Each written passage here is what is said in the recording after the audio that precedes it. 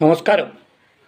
ഞാൻ ഇന്നലെ വിട്ട ഒരു ഷോർട്ട് വീഡിയോ ഉണ്ട്. കപ്പൽ മുങ്ങി ബദരീങ്ങൾ രക്ഷിച്ച് എന്നൊക്കെ പറഞ്ഞുകൊണ്ടുള്ള ഒരു ഷോർട്ട് വീഡിയോ. അപ്പോൾ അതിൽ ഒരുപാട് കമൻറ്റുകൾ നെഗറ്റീവും പോസിറ്റീവായിട്ടൊക്കെ ഉണ്ടാവുക. പിന്നെ നമ്മൾ പ്രതീക്ഷിച്ചതാണ്. അപ്പോൾ അതല്ല ഇവിടെ വിഷയം. ഇവിടെ ഒരാൾ വിഷയം പറഞ്ഞെന്താ അറിയോ, നിങ്ങൾ എന്തിനാണ് പണ്ഡിതന്മാരെ തെറി പറയുന്നത്? കമൻറ്റ് ഇട്ട് നിങ്ങൾക്ക് പരിശോധിച്ചാൽ കാണാം. നിങ്ങൾക്ക് അറിവില്ലെങ്കിൽ നിങ്ങൾ പണ്ഡിതന്മാരെ തെറി പറയണം. അപ്പോൾ ഞാൻ നിങ്ങളുടെ മുന്നിൽ ആദ്യം ആ വീഡിയോ ഒന്ന് കാണിക്കുകയാണ്. കപ്പലല്ല, സൗകര്യങ്ങളുള്ള ബോട്ടല്ല, ഒരു സൗകര്യമില്ലാത്ത സാധാരണ കപ്പലാണ്. പെട്ടെന്ന് മഴയിൽ ഹജ്ജ് ക്ലാസ്സിലേക്ക് നടക്കുന്നതിന് വേണ്ടി വരികയാണ്. അതാ കടൽക്ഷോഭം വളരെ വളരെ രൂക്ഷമാവുകയും ഇതാ മരണത്തെ മുഖാമുഖം കാണുന്ന രംഗം, മരിച്ചെന്ന് കടലിൽ മറഞ്ഞെന്ന് വിശ്വസിക്കുന്ന രംഗം. പക്ഷേ ആ സമയത്തൊക്കെയും വിളിച്ചത് ബദരീങ്ങൾ തപസ്സുരാക്കിക്കൊണ്ട്, ബദരീങ്ങളെ എന്നെ രക്ഷപ്പെടാൻ യഥാർത്ഥത്തിൽ വിരീതൻ മനസ്സുകൾ റബ്ബയിൽ മരിക്ക് വെള്ളത്തിൽ മുങ്ങുക തന്നെ ചെയ്യും. മരിച്ചാൽ ഏതെങ്കിലും മത്സ്യത്തിന്റെ വയറ്റിൽ എന്റെ മയ്യത്ത് നിസ്കരിക്കാൻ പോലും റബ്ബേ എന്നെ എവിടെയെന്ന് കാണാൻ പോലും മനസ്സംഗത്തിൽ മറഞ്ഞ സമയത്ത് ഓർമ്മ വന്നത് ബദരീങ്ങളെ നിങ്ങളല്ലാതെ രക്ഷിക്കാനില്ല, എനിക്ക് വിളിക്കാൻ നിങ്ങളല്ലാതെ മറ്റാരുമില്ല. ഇയാൾ ഏത് വിഭാഗത്തിൽ പെട്ടെന്നുള്ള എനിക്കറിയില്ല കേട്ടോ. അപ്പോൾ ഞാനൊരു ചോദ്യം ചോദിക്കുകയാണ്. ഇയാളെ വിഭാഗത്തിൽ പെട്ട പണ്ഡിതന്മാരോ അല്ലെങ്കിൽ ആ പോപ്പിൽ കഞ്ഞി പിടിച്ച് പോകണവരൊക്കെ ഉണ്ടെങ്കിൽ ഒന്ന് ഉത്തരം തരിക. ഇയാൾ പറഞ്ഞതാ ബദരീങ്ങളെ നിങ്ങളല്ലാതെ രക്ഷിക്കാൻ വേറെ ആരുമില്ല. അപ്പോൾ ഇയാളിപ്പോൾ ശരിക്കും ഇസ്ലാമിൽ നിന്ന് പുറത്താവൂലേ? കാരണം അള്ളാഹിനെ വിളിക്കേണ്ടതിന് പകരം ബദരീങ്ങളെ വിളിച്ചാൽ പിന്നെ എത്തി ഇസ്ലാം? അത് അള്ള സഹിക്കോ? അള്ള പൊറുക്കോ? അള്ള പുറത്തു കൊടുക്കുമോ? നിങ്ങളതൊന്ന് ക്ലിയറായിട്ടൊന്ന് കമൻറ്റ് ചെയ്യണം കേട്ടോ. ബാപ്പാനും മാനും ഒഴിവാക്കിയാൽ വലിയാപ്പാനെ വിളിച്ചോണ്ടി. അപ്പോൾ നിങ്ങൾ കണ്ടല്ലോ, ഞാൻ ഇതിലെവിടെയെങ്കിലും ഈ പണ്ഡിതനെ തെറി പറയുന്നുണ്ടോ? നിങ്ങൾ നോക്കിയോ, ഞാൻ പണ്ഡിതനെ തെറി പറയാൻ ആളല്ല. എനിക്ക് പാണ്ഡിത്യം അറിയൂല. മതപരമായിട്ട് കൂടുതൽ ഞാനൊന്നും പഠിച്ചിട്ടില്ല. മദ്രസയിൽ പഠിച്ച കുറഞ്ഞ അറിവേ ഉള്ളൂ. അതെന്നെ കുറേ മറന്നുപോയി. ഇതൊക്കെ നേരത്തെ ഉള്ള വീഡിയോയിൽ പറഞ്ഞിട്ടുള്ള കാര്യങ്ങളാണ്. അതുകൊണ്ട് തന്നെ ഒരു പണ്ഡിതനെയും ഞാൻ തെറി വിളിക്കുക, ചീത്ത വിളിക്കുക, മോശപ്പെട്ടേ ചെയ്യൂല. കാരണം അവരൊക്കെ പഠിച്ച് ഉന്നത നിലയിൽ എത്തി നിൽക്കുന്ന പണ്ഡിതനാണ്. ഞാൻ അതിൻ്റെ കരക്കൽ നിന്നുകാണ്ട് ആ തിരമാല വീക്ഷിക്കുന്ന ഒരു കുട്ടിയായിട്ട് കണ്ടാൽ മതി ഞാൻ. പക്ഷേ ഇതിൽ ഈ ചോദ്യത്തിന് ഞാനൊരു ചോദ്യം ചോദിക്കുകയാണ്. ഇയാൾ സ്വർഗത്തിലാണോ നരകത്തിലാണോ? അതിന് പാണ്ഡിത്യത്തിൻ്റെ ആവശ്യമുണ്ടോ? ഞാൻ മദ്രസയിൽ പഠിച്ച അറിവ് പ്രകാരം പാണ്ഡിത്യത്തിൻ്റെ ആവശ്യം അതിനില്ല.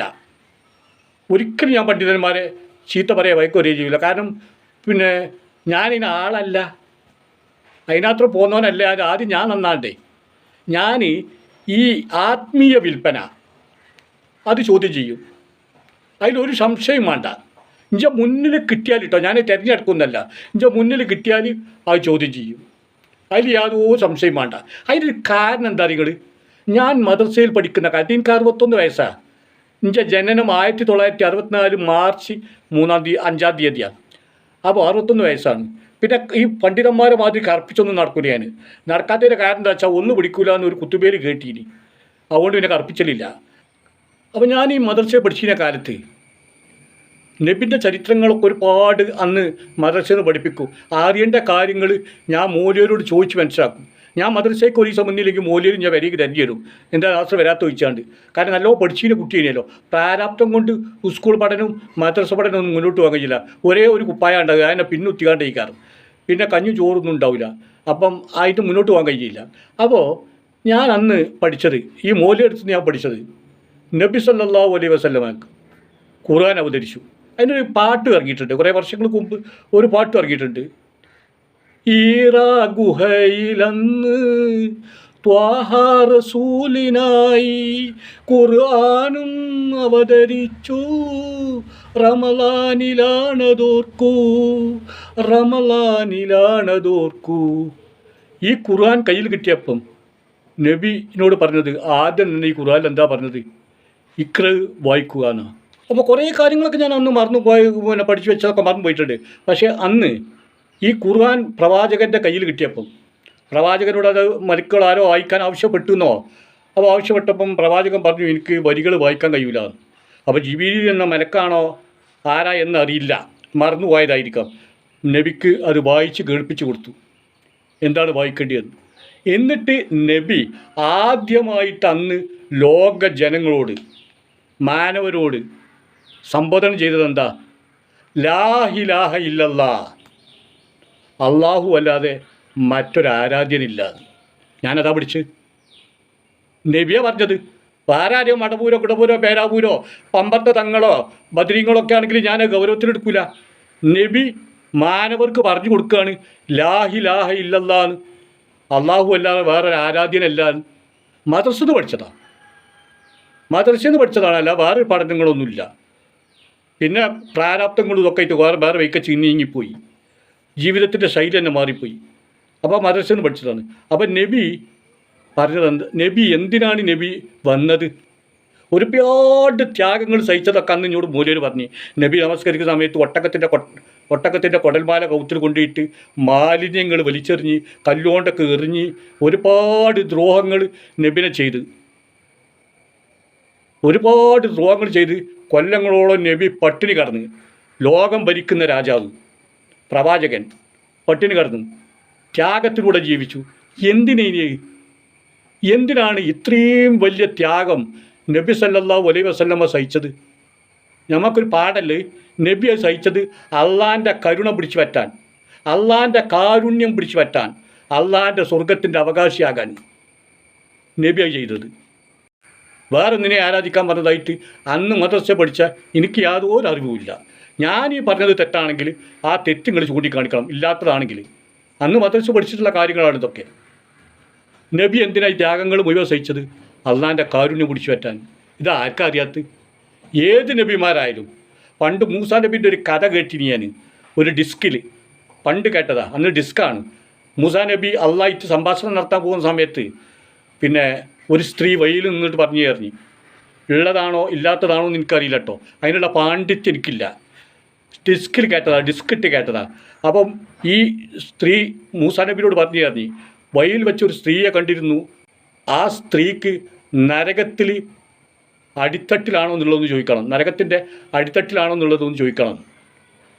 മൂസാ നബി അള്ളായിട്ട് സംഭാഷണം നടത്തിയ സമയത്ത് മൂസാ നബി ചോദിച്ചു, ഞാൻ വഴിയിലൊരു സ്ത്രീനെ കണ്ട്, ആ സ്ത്രീ നരകത്തിൻ്റെ അടിത്തട്ടിലാണോ എന്ന് ചോദിച്ചിട്ടുണ്ട്. അപ്പോൾ അള്ള മറുപടി പറഞ്ഞു, ആ സ്ത്രീ സ്വർഗത്തിൽ 1-ാം സ്ഥാനത്താണ്. ആ സ്ത്രീനോട് മടങ്ങിപ്പോയപ്പോൾ മൂസാ നബി ഇത് പറഞ്ഞു ചെയ്ത്. ആ സ്ത്രീക്കൊരു വിശ്വാസമായില്ല. രണ്ടാമതും ആ സ്ത്രീ പറഞ്ഞ്, പിന്നീട് മൂസാ നബിനെ കണ്ടപ്പം ആ സ്ത്രീ പറഞ്ഞ്, നിങ്ങളിതൊന്ന് അള്ളാഹിനോട് ഒന്നുകൂടി ചോദിക്കണം, ആ സ്ത്രീക്ക് സ്വർഗ്ഗമാണോ നരകമാണോ. അന്ന് മൂസാ നബി ചോദിച്ചപ്പോൾ അള്ളാഹു തആല പറഞ്ഞ് ആ സ്ത്രീക്ക് സ്വർഗ്ഗമാണ്. അപ്പോൾ ആ സ്ത്രീ എന്തുകൊണ്ടാണ് ഇത്ര വേവലാതിപ്പെടുന്നത് അറിയോ? ആ സ്ത്രീൻ്റെ ഭർത്താവ് മരിച്ചു പോയതാണ്, മകനെ കച്ചവടത്തിന് പറഞ്ഞയച്ചിരിക്കുകയാണ്. അപ്പം മകനെ കച്ചവടത്തേക്ക് പറഞ്ഞയച്ച സ്ഥലത്തേക്ക് ഈ ഉമ്മ അല്ലെങ്കിൽ ഈ സ്ത്രീ ചെല്ലുകയാണ്. എന്നിട്ട് നിലാവിൻ്റെ വെളിച്ചത്തിൽ ആ കൂരക്കുള്ളിൽ ഈ ഉമ്മ വിവസ്ത്രയായി കിടക്കുകയാണ്. മകൻ വന്നിട്ട് കാണുന്നത് ഇതാണ്, മകനറിയില്ല അത് ഉമ്മയാണ്. അപ്പം അവിടെ അരുതാത്തതൊക്കെ നടന്ന്. അപ്പോൾ ഈ പാപം ഞാൻ എങ്ങനെ പൊറുക്കും എന്നുള്ള ഭയമാണ് ആ സ്ത്രീനെ കൊടുത്ത് ജോലിപ്പിക്കാനുള്ള കാരണം. അറിയങ്ങൾ. അപ്പോൾ ഞാൻ ഡിസ്കിൽ കേട്ടാട്ടോ, തെറ്റാണെങ്കിൽ തെറ്റാണെന്ന് പറഞ്ഞോളി, എനിക്കൊരു പ്രശ്നമില്ല. അപ്പോൾ മൂസാ നബീനെ വീണ്ടും ഈ സ്ത്രീ കണ്ടു. അപ്പം മൂസാ നബി പറഞ്ഞു, നിങ്ങൾ സ്വർഗത്തിലാണെന്നാണ് പറഞ്ഞത്, നിങ്ങൾ എങ്ങനെയാണ് സ്വർഗത്തിലെത്തിയെന്ന് പറഞ്ഞു തരുമെന്ന്. അപ്പോൾ മൂസാ നബി പണിയെടുക്കുന്നതിനാണ്, ഈ കഷ്ടപ്പാടൊക്കെ സഹിക്കുന്നതിനാണ്? അള്ളാൻ്റെ സ്വർഗം കിട്ടാൻ, അല്ലെ മടവൂരിൻ്റെ പേരാവൂരിൻ്റെ ബദരീങ്ങളെ സ്വർഗം കിട്ടാനാ? അല്ലല്ലോ, അള്ളാൻ്റെ സ്വർഗം കിട്ടാൻ. അപ്പം നബി ആലോചിക്കുകയാണ്, ഞാനിപ്പോൾ ഈ പണിയൊക്കെ എടുക്കുന്നത് സ്വർഗം കിട്ടാനാണല്ലോ. അപ്പം എന്നാൽ ഈ സ്ത്രീ എന്താ ചെയ്ത് വെച്ചാൽ അങ്ങോട്ട് ചെയ്താൽ മതിയല്ലോ, എന്നുവെച്ച് സ്വർഗം കിട്ടുമല്ലോ. അതിൻ്റെ അടിസ്ഥാനത്തിൽ മൂസാ നബി ചോദിച്ചാണ്. അപ്പോൾ ഈ സ്ത്രീ ഈ കഥ പറഞ്ഞു തുടങ്ങിയപ്പം പൗതി ആകുമ്പോഴത്തേന് തന്നെ മൂസാ നബി ഓടി രക്ഷപ്പെട്ടു. പിന്നീട് അള്ളാഹു തആലനെ കണ്ടപ്പോൾ അള്ളാഹു തആല മൂസാ നബിയോട് പറഞ്ഞു, ആ സ്ത്രീ നരകത്തിലാണ്. കാരണം ഞാനും ആ സ്ത്രീയും മാത്രമേ അറിയുള്ളൂ. ഇനി ആ തെറ്റ് മൂന്നാമതൊരാളത് അറിഞ്ഞ് ആ സ്ത്രീ നരകത്തിലാണ്. അപ്പോൾ ഈ നബിമാർ വരെ ഈ ത്യാഗം സഹിച്ചത് എന്തിനാ? അള്ളാൻ്റെ കാരുണ്യം നേടാനാ, അള്ളാൻ്റെ സ്വർഗം നേടാനാ, അവിടെ എത്തിപ്പെടാനാ. ഇത് മദ്രസയിൽ നിന്ന് പഠിച്ചിട്ടുള്ളതാണ്. തെറ്റുകളുണ്ടെങ്കിൽ നിങ്ങൾ ചൂണ്ടിക്കാണിക്കണം. ഇത് മദ്രസയിൽ നിന്ന് പഠിച്ചിട്ടുള്ള കാര്യങ്ങളാണ്. അതിൻ്റെ ശേഷം വന്നതല്ലേ പൊന്നാര സുഹൃത്തുക്കളെ മടവൂരും പേരാവൂരും മമ്പർത്ത തങ്ങളും ബദിരിങ്ങളും ഒക്കെ. നിങ്ങൾ എവിടുക്ക ഈ സമുദായത്തെ കൊണ്ടുപോകണേ?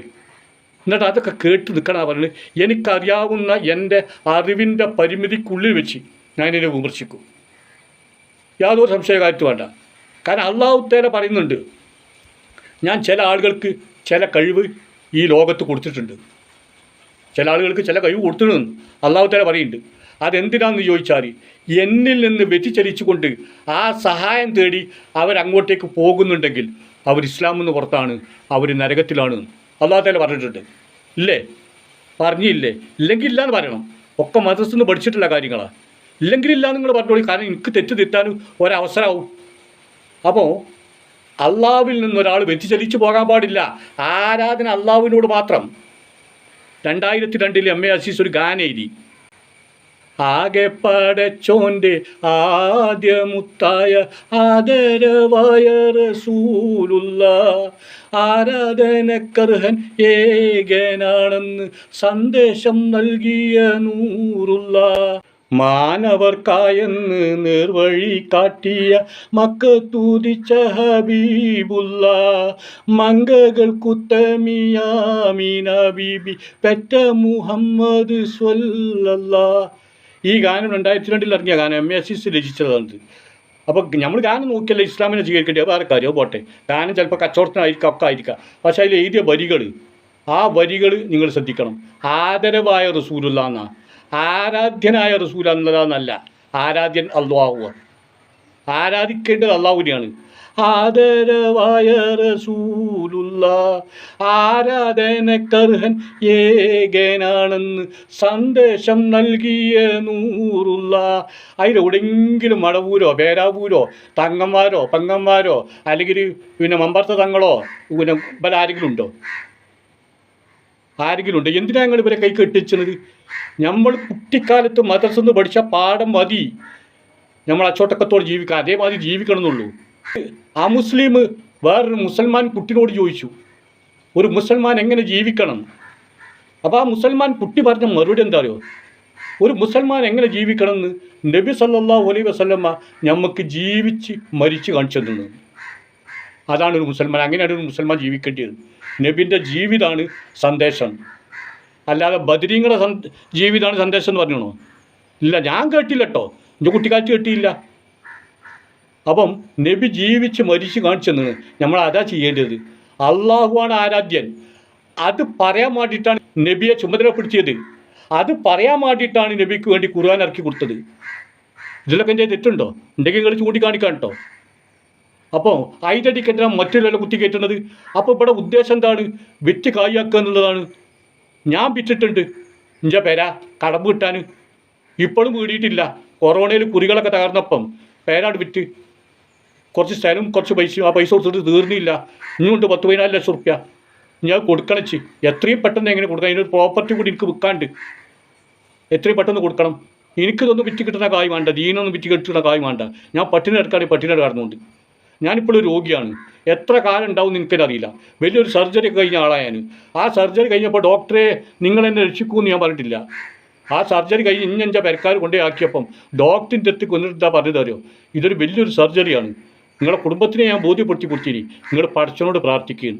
ഒരു മുസൽമാനാണ് ഈ ഡോക്ടർ. അപ്പോൾ ഞാൻ പറഞ്ഞത് ഞാൻ പടച്ചവനോട് പ്രാർത്ഥിക്കുക തന്നെയാണ്. നിങ്ങൾ പടച്ചവനോട് പ്രാർത്ഥിച്ചുകൂടിയാണ്. ഈ സർജറി കഴിഞ്ഞ് എനിക്ക് ബോധം വന്നതിൻ്റെ ശേഷം ആ ഡോക്ടറിനോട് പറഞ്ഞാൽ എന്താ അറിയോ? ആ ഡോക്ടറോട് നന്ദി പറഞ്ഞു. കാരണം ആ ഡോക്ടർ അന്ന് വീട്ടിലെ ആളുകളോട്, ഭാര്യനോടും കുട്ടികളോടും മക്കളോടും വേണ്ടപ്പെട്ടവരോടൊക്കെ പറഞ്ഞാലോ, ഈ സർജറി കഴിഞ്ഞാൽ ഒരു പക്ഷേ ഇയാൾ നടക്കാൻ കഴിയൂല, കൈ അനക്കൂല, കാലനക്കൂല, കണ്ണുറക്കാൻ കഴിയൂല, സംസാരിക്കാൻ കഴിയാത്ത അവസ്ഥ എന്തെങ്കിലുമൊക്കെ ഉണ്ടാകാൻ സാധ്യതയുണ്ട്. ഞങ്ങളൊരു ഉറപ്പും തരൂല. ആ ജാതി ഒരു സർജറിയാണ് ഇത്. അപ്പം അയാൾ വന്നപ്പോൾ കാലനക്കാൻ പറഞ്ഞ് കാലനക്കി, കൈ അനക്കാൻ പറഞ്ഞപ്പോൾ കൈ അനക്കി, സംസാരിക്കാൻ പറഞ്ഞ് സംസാരിച്ച്. അപ്പോൾ ഇയാൾ പറഞ്ഞ് നിങ്ങൾ അള്ളാഹിനോട് പ്രാർത്ഥിക്കുക, നിങ്ങൾ അള്ളയാണ് കാത്തത്. എന്നാൽ ആ ഡോക്ടർക്കാരുടെ നിങ്ങളെ ബദിരീങ്ങളാണ് കാത്തതെന്ന് ഒരു സുഹൃത്ത് കമൻറ്റ് ടെക്കച്ച് ഡോക്ടറെ പോയി കാണലില്ലേ, ഡോക്ടറെ രക്ഷിക്കുമെന്ന് പറയലില്ലേ? ഞാൻ പറയലില്ല. ഡോക്ടറെ ഞാൻ രക്ഷിക്കുന്നു ഞാൻ പറയില്ല. ഡോക്ടറെ കാണിക്കാൻ പോകും, എന്നിട്ട് അള്ളാഹുവേ നീ എന്നെ രക്ഷിക്കുമെന്ന് പറയും. കാരണം താൻ പാതി ദൈവം പാതി എന്നാണല്ലോ. അപ്പോൾ നിങ്ങൾ മനസ്സിലാക്കേണ്ട കാര്യം എന്താ? നിങ്ങൾ ഇതിലിപ്പോൾ ഒരുപാട് ആളെ കമൻറ്റുകൾ ഇതിൽ വന്നിട്ടുണ്ട്, ഒരുപാട് ആളെ കമൻറ്റുകൾ. പിന്നെ അല്ല ചങ്ങായിജി എന്തിനാ ഈ പണ്ഡിതന്മാരൊക്കെ കുറ്റം പറയുന്നത്, പണ്ഡിതന്മാരൊക്കെ തെറി വിളിക്കുന്നത് എന്നൊക്കെ ചോദിച്ചാടില്ല. അങ്ങനത്തെ ഒരുപാട് കമൻറ്റുകൾ. ഞാൻ ആരും തെറി വിളിക്കൂല, ഞാൻ അതിന് ആളല്ല. ഞാൻ പഠിച്ച കാര്യങ്ങൾ. പിന്നെ ഒരു സുഹൃത്ത് ഇതിലൊരു ചോദ്യം ചോദിച്ചാണ്, ഈ പണ്ഡിതനെ നിങ്ങൾക്ക് അറിയില്ല എന്ന് പറഞ്ഞൊരു കള്ളല്ലേ? എനിക്കറിയില്ല സുഹൃത്തെ, സത്യമായിട്ട് എനിക്കറിയില്ല. കാരണം കുട്ടിക്കാലത്തൊക്കെ ഈ സോഷ്യൽ മീഡിയ അല്ലല്ലോ. അന്നൊക്കെ വയലിൽ പറയാനാണ്, മദ്രസൻ്റെ പഠിക്കലും പള്ളിൻ്റെ പഠിക്കലൊക്കെ ദാർപ്പായ കെട്ടിയിട്ട് വയലിൽ പറയും. വയലിൽ പറയുമ്പോൾ ഈ കോഴിമുട്ട ലേലം, കൈതച്ചക്ക ലേലം, കോയിനെ ലേലം ചെയ്യുക, വായക്കൊല ലേലം ചെയ്യുക. എന്നിട്ട് ഇതൊരു പരിപാടിയൊക്കെയപ്പോൾ വെറുത്തു പോയി ഉള്ളത് പറയാലോ, വെറുത്തു പോയി, അറപ്പ് തോന്നി. അന്നാണ് നിർത്തിയതാ വില വയലിൽ കേൾക്കലും കുത്തുപ്പ കേൾക്കലൊക്കെ. പിന്നെ സോഷ്യൽ മീഡിയ സജീവമായി നമ്മളിത് എപ്പോഴും കാണുമ്പം ഇവിടെ മതപ്രബോധനമല്ല നടക്കുന്നത്. മതപ്രബോധനം കുറച്ചെങ്കിലും കണ്ടത് രണ്ടാളെ എനിക്കറിയാം. ഒന്ന് ബാലുശ്ശേരി, ഒന്ന് MM അക്ബർ. ഈ രണ്ടാൾക്കാർ ഇവരെ മതപ്രഭാഷണം, പിന്നെ വേറെ ആൾ കൂടി എൻ്റെ പേര് ഞാൻ മറന്നുപോയി. ഇവരെ മതപ്രഭാഷണം കേൾക്കും. എന്താണ് ഇപ്പോൾ പറഞ്ഞത്? മറ്റോൽക്ക് എന്താ പണി? മതപ്രഭാഷണമല്ല, മറിച്ച് എന്താ പേരാവൂര് ചെയ്ത്, അപ്പോൾ ഇപ്പം കെട്ടിയാണ്ട് പറയും മടവൂരായി ചെയ്ത്, അപ്പോൾ മറ്റവും കെട്ടിക്കാണ്ട് പറയും ബദരീങ്ങൾ ഇത് ചെയ്ത്, ആ മറ്റവും കെട്ടിക്കാണ്ട് പറയും അമ്പർത്ത് നീർച്ചയാണ്. അപ്പോൾ ഇതാണ്. എന്നിട്ട് ആ നീർച്ചക്ക് തെറി ഇപ്പുറത്തുനിന്ന്, മറ്റോടത്തുനിന്ന് തെറി ഇപ്പുറത്തുനിന്ന്. ഇതാണ്. അപ്പോൾ ഇത് വെറുത്തത് കൊണ്ട് ഇത് കാണലില്ല, അതുകൊണ്ട് പേരറിയില്ല. ആകെ ഈ 2-3 ആളെ പേരേ അറിയുള്ളൂ. ഒന്ന് ബാലുശ്ശേരിൻ്റെ പേരിപ്പോൾ എന്താ, അതും MM അക്ബറും, പിന്നെ വേറെ ഒരാളുടെ പേരും കൂടി. അയാൾ നല്ല പ്രബോധനമാണ് നടത്തുക. അതിൻ്റെ ശ്രദ്ധയപ്പെട്ടാൽ കാണുമെന്നാണ് പറഞ്ഞത്. അല്ല ഞാൻ വലിയ ദീനിബോധമുള്ള ആളൊന്നുമല്ല, വലിയ ദീനിൽ ജീവിക്കുന്ന ആളൊന്നുമല്ല. വലിയ ദീനൊക്കെ ഉള്ള പണ്ഡിതന്മാർ ഇക്കോലത്തിലാണെങ്കിൽ വിരഞ്ച കഥ പറയാനുണ്ടോ? നിങ്ങളൊന്ന് ആലോചിച്ച് നോക്കി. അപ്പം ഞാൻ നിങ്ങളാരും കുറ്റപ്പെടുത്താനോ തെറി വിളിക്കാനോ വന്നതല്ല. ഞാനൊരു പണ്ഡിതനെയും തെറി വിളിച്ചിട്ടില്ല. ഒരു പണ്ഡിതനെയും ഈ ബുദ്ധി ഉള്ളിടത്തോളം കാലം ഞാൻ തെറി വിളിക്കൂല. ഏത് സമയത്തും എൻ്റെ അവസാനം അല്ലെങ്കിൽ എൻ്റെ മരണം സംഭവിക്കുക, ഞാനത് കാത്തന്നെ നിൽക്കുന്ന ഒരാളാണ്. കാരണം അത്രയും വലിയൊരു സർജറിയൊക്കെ നടത്തിയെങ്കിലും കൂടിയിട്ട് രക്ഷപ്പെടാൻ സാധ്യതയില്ല. എപ്പോഴും ഒരു അസ്വസ്ഥത എനിക്കുണ്ട്. പക്ഷേ എൻ്റെ അവസാനത്തെ ശ്വാസം വരെ ഈ ആത്മീയത വിറ്റ് ജീവിക്കുന്നത് എൻ്റെ മുന്നിൽ പെട്ടാൽ എൻ്റെ അറിവിൻ്റെ പരിമിതിക്കുള്ളിൽ നിന്നുകൊണ്ട് ഞാൻ അതിനെ വിമർശിക്കും. ചീത്ത വിളിക്കാനൊന്നും വരില്ല. അപ്പോൾ അതിനൊന്നും ഞാൻ വരില്ല. അപ്പം നിങ്ങളെന്താ ചെയ്യേണ്ടത്? നിങ്ങൾ നിങ്ങളെ പണ്ഡിതന്മാരെ ഉപദേശിക്കാൻ വരെ എത്ര പണ്ഡിതന്മാർ, എന്താ പണ്ഡിതന്മാരെന്ന് പറഞ്ഞു കഴിഞ്ഞാൽ, എന്താണ് പണ്ഡിതന്മാരെന്ന് പറഞ്ഞു കഴിഞ്ഞാൽ ഞങ്ങൾക്ക് പറഞ്ഞതിൻ്റെ ആവശ്യമുണ്ടോ? എത്ര പണ്ഡിതന്മാർ ഇവിടെ ചെറിയ ചെറിയ കുട്ടികളെ പീഡിപ്പിക്കുന്നത്, മദ്രസയിലും പള്ളിയിലായാലും ചുറ്റുപാത്തായാലൊക്കെ ആൺകുട്ടികളായാലും പെൺകുട്ടികളായാലും ഒക്കെ പീഡിപ്പിക്കുന്നുണ്ട്. ഇസ്ലാമിലാണത്. ഏറ്റവും കൂടുതൽ ഭയപ്പാടോട് കൂടി ജീവിക്കുന്ന ഒരു സമുദായത്തിലെ ഇസ്ലാമിൻ്റെ ഉള്ളിലെ കഥയാണിത്. തിരുത്താങ്ങളൊക്കെ തയ്യാറുണ്ടോ? നിങ്ങൾക്കൊന്ന് പറഞ്ഞുകൂടെ ഇതൊന്നും പറ്റൂല? അതൊക്കെ ഒരു ആഴ്ചയിൽ മദ്രസ ആയാലും പള്ളി ആയാലും ഒക്കെ നിങ്ങൾ പരിശോധിക്കാൻ തയ്യാറാകട്ടെ. നിങ്ങൾക്ക് അതിന് നേരമുണ്ടോ? ഇല്ല. അപ്പം നിങ്ങളൊരു കാര്യം ചെയ്യേണ്ടത്, എന്നെല്ലാം നിങ്ങൾ ഉപദേശിക്കേണ്ടത്. ഞാൻ മതപ്രഭാഷണം നടത്തുന്നില്ല. നിങ്ങൾ നന്നായിക്കോളി, ഇതാണ് നബി പറഞ്ഞത്, ഇതാണ് അള്ള പറഞ്ഞത്, മതപ്രഭാഷണം നടത്തി ഞങ്ങളെ മുന്നിൽ വരുന്നില്ല. അപ്പോൾ അതുണ്ടെങ്കിലാണ് നിങ്ങൾ ഇങ്ങനെ ഉപദേശിക്കേണ്ടത്. പിന്നെ മതപ്രഭാഷണങ്ങളോ അല്ലെങ്കിൽ പിന്നെ പ്രസംഗങ്ങളോ ബേലോ കുത്തുബയോ നടത്തിയ പണ്ഡിതന്മാരെ ചീറ്റി പൊളിക്കണില്ല. അതുണ്ടെങ്കിലാണ് നിങ്ങൾ എനിക്കെതിരെ വരേണ്ടത്. അപ്പം ഞാൻ ഈ ആത്മീയത വിറ്റ് കായ്യാക്കുണ്ടല്ലോ, അതിന് എതിർത്തുകൊണ്ടിരിക്കും. AP ഉസ്താദ് ഞാൻ അങ്ങേയറ്റം ബഹുമാനിക്കുന്ന ആളാണ്. ആദരവുള്ളൂ കേട്ടോ, ആരാധനല്ല. ആരാധന അള്ളാഹുവിനോട് മാത്രം. ആദരവും ബഹുമാനമേ ഉള്ളൂ. ബഹുമാനിക്കുന്ന ആളാണ്. ഒരുപാട് സ്ഥാപനങ്ങൾ, ഒരുപാട് കുട്ടികൾക്ക് വിദ്യാഭ്യാസം, ഒരുപാട് ആളുകൾക്ക് ഭക്ഷണം, ഒരുപാട് ആളുകൾക്ക് പഠന സൗകര്യങ്ങൾ, ജീവിക്കാൻ അതൊക്കെ കൊടുത്തോണ്ട്, ഏതേ ബൈക്കായിക്കോട്ടെ ഏത് ബൈക്കായാലും അതൊക്കെ കൊടുത്തോണ്ട് അയാളെ ബഹുമാനിക്കുന്നുണ്ട്. പക്ഷേ അയാളെ ചില പ്രവൃത്തികളുണ്ടല്ലോ, നക്ക ശികാന്തം ഞാൻ എതിർപ്പ് ചെയ്യും. അതിന് തലയിൽ കിട്ടാൻ ഒന്നാഴ്ച ഞാൻ വന്നാണ് മൂടിയാലും എനിക്കൊരു പ്രശ്നവുമില്ല. എന്തൊക്കെ തെറികൾ വിളിച്ചാലും ഞാനത് തുറന്നുകൊണ്ടേയിരിക്കും. അപ്പം എന്നാൽ ശരി, ഈ കമൻറ്റ് ഇട്ടവർക്കൊക്കെ ഒന്ന് ബോധ്യപ്പെടാൻ വേണ്ടിയിട്ടാണ് ഞാനിപ്പോൾ ഇത് പറഞ്ഞത്. അപ്പം ജയിലിപ്പോൾ ഇവിടെ വന്ന് പോയിട്ടുള്ള തെറ്റുകൾ നിങ്ങൾ ചൂണ്ടിക്കാണിക്കാൻ കേട്ടോ. നബിൻ്റെ കാലത്തുണ്ടായിട്ടുള്ള സംഭവങ്ങളൊക്കെ, ആരിനി നബി, എൻ്റെ നബിക്ക് പണി, എന്താ നബി പറഞ്ഞത്, ഇതൊക്കെ ഇപ്പോൾ നമ്മുടെ മദ്രസ പഠിച്ച കാര്യങ്ങളാണ് അവളോട് പറഞ്ഞത്. തെറ്റാണെങ്കിൽ ചൂണ്ടിക്കാണിക്കണം.